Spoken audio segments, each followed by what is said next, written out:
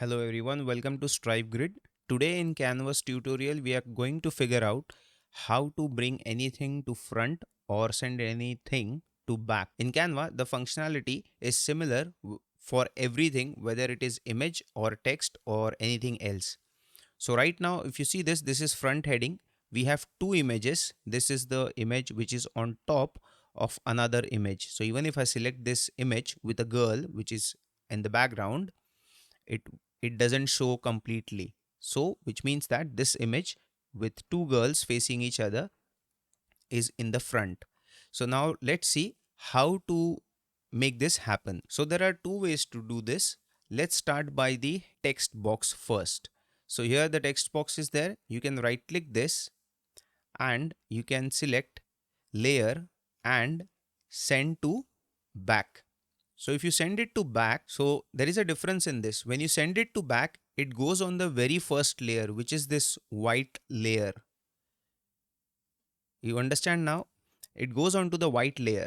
It went at, at the last stage. You can imagine this as three saucers kept on one another. So now you have pushed the saucer, which was at the top, at the very last by doing it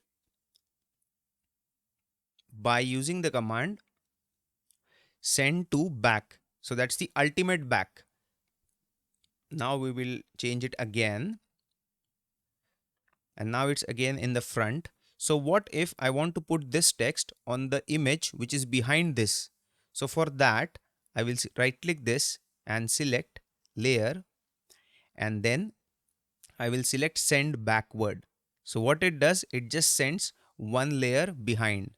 So now if I remove this image, you should see the heading on the image of the single girl. Let's see it. And here it is. It is already there. So this is what front and back means. This is one way, and Canva by default works in layers, so you don't have to worry about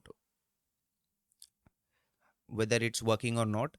And another thing is bring to front also works in the same way or the same fashion how the send backward and send to back works. Another way to do this is you will select the text box and you will click on the position on the right top corner. Here you will be able to see the same options. Like in arrange, which is highlighted right now, you have backward and to back. And if you click on layers, you can actually move them around and put it on the back or put it on the front or the very front, or put this back heading behind this. So now if you pull this down, it will go behind it automatically. So this is quite visual and it is quite easy to handle. But if you get the hang of it, you can just right click and use these features. So that's it guys. I hope this video was useful and you should be able to do it properly. Thank you for watching.